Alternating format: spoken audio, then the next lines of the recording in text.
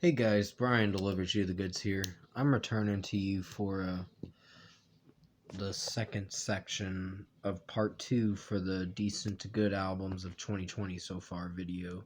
So this is the second part to it, the second section of it. So I'm going to discuss from where I left off in the last one, because I know it's been a couple hours. Well, more than a couple hours. The last one I did was around 11 or so, or something like that. I'm not sure. But let's just get into this. Sorry if I sounded a little rude there. At number 11, we have Dua Lipa with Future Nostalgia. Now, I actually think this is a good album now. My opinion's kind of changed on it.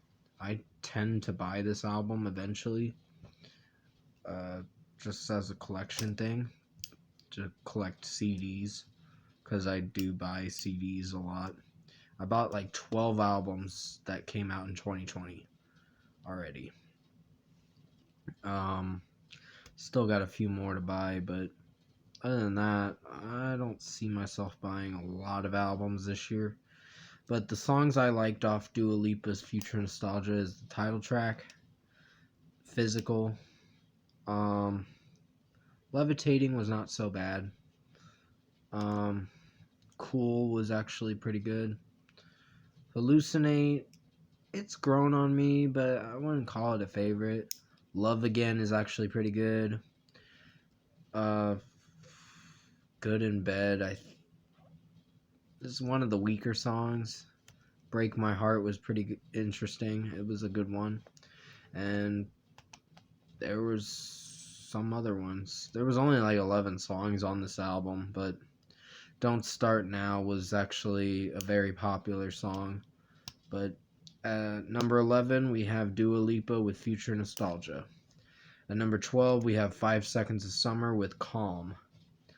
Now, this was a good album.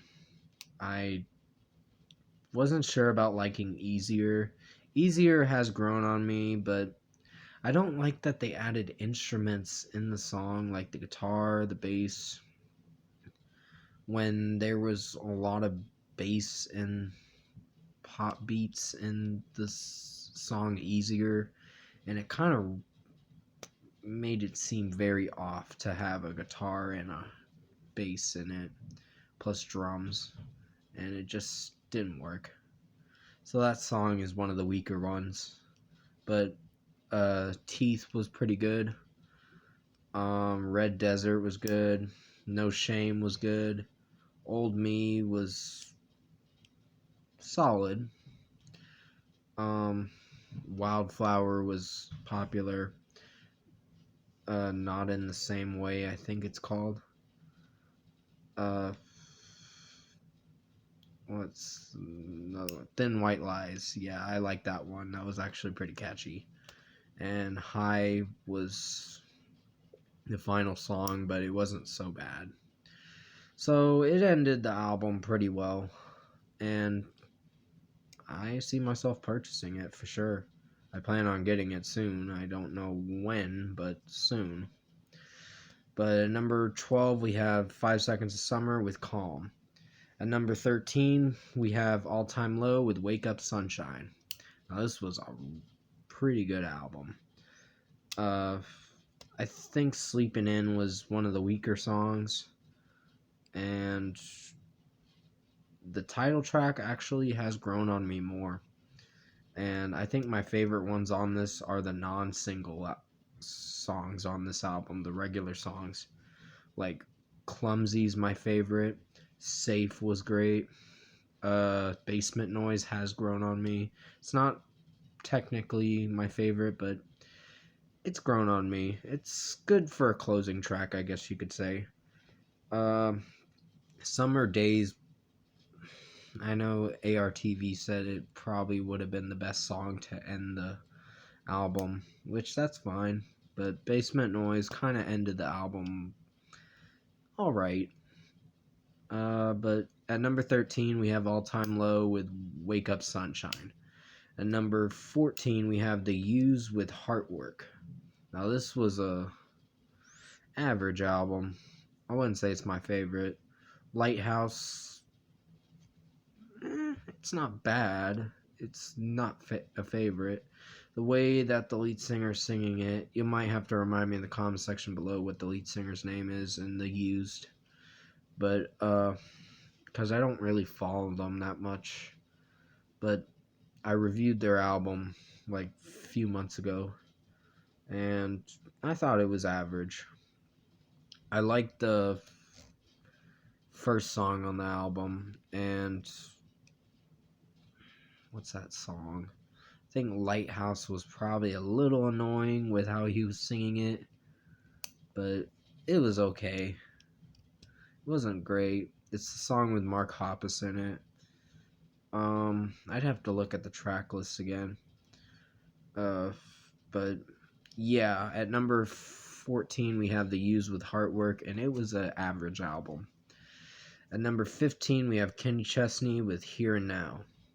This is another average album. I think his songs sound the same now with how he's singing it. Like, the melodies don't change, and it's kind of a shame because I do like Kenny Chesney as a country artist, but with what he's going for now, I don't see myself returning to this album that much. For some songs, yeah, the title track is pretty good. I really like that.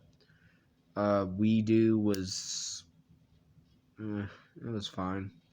Tip of My Tongue is alright. But it seems like most of his songs, like Everyone She Knows and other ones like that, just tend to sound the same. And that's kind of a letdown, but it's whatever. But at number 15, I think I said, I was forgetting what I was saying. Sorry if I went. Yeah, Kenny Chesney with Here and Now. Number 16, we have JoJo with Good to Know. This ain't really. I haven't been listening to it that much often. I didn't hate it. It's good. It's just there's some songs that tend to get very sexual, and I'm like, or JoJo. Yeah, JoJo. I think I said Joji. There's a Joji album coming out on September 25th called Nectar, and I was thinking of that artist. But I've never listened to his music. I'll have to check it out sometime. But Good to Know was a good album. There were some songs that went a little too far with the sexual stuff. And sorry about the ding. It's from my notification on my phone. It does that a lot. It's going to keep doing that a lot, which is a shame. And sorry that my face is so close to the camera. It's just this phone. I'm going to have to put up with it for a little bit till I get a laptop. Which I plan on getting a laptop. I'm just trying to save money. But I don't know if I'm getting it on my birthday. I'll have to wait and see. But yeah, number 16 we have JoJo with Good to Know. Number 17 we have Hayley Williams with Petals for Armor, the official album. Not the EPs or anything, just the album itself. But this album wasn't so bad. Pure Love I kind of liked. Simmer was a favorite. Dead Horse was good. My Friend was good. What's that song? Over Yet, I think it's called. I'd have to look at the track list again. But Cinnamon was not a favorite. It went off track with the beat and all that, and I didn't like that. But I forgot most of the other songs, but you'll have to... Sugar on the Rim is actually not a bad one. It's not a favorite, but it's not bad. So at number 17, we have Hayley Williams with Petals for Armor, the actual album. Number 18, we have Haley Steinfeld with Half Written Story Extended Play. Now, this was only 5 tracks, but the only one that I had a problem with was Man Up, with the auto-tune chipmunk voice, and I did not like that. That kind of made me cringe a lot.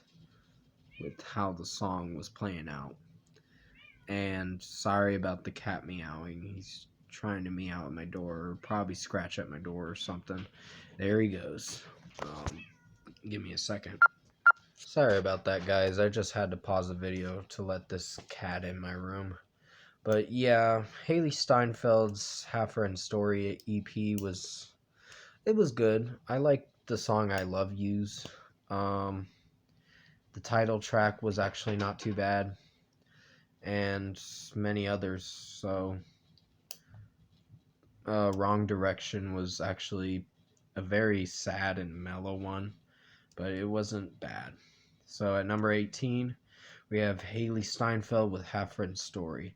Number 19, we have Charlie XCX with How I'm Feeling Now. This one wasn't too bad. The autotune and all that makes up for it. And sorry, this cat is trying to sit on my lap. Like he's actually sitting on my lap.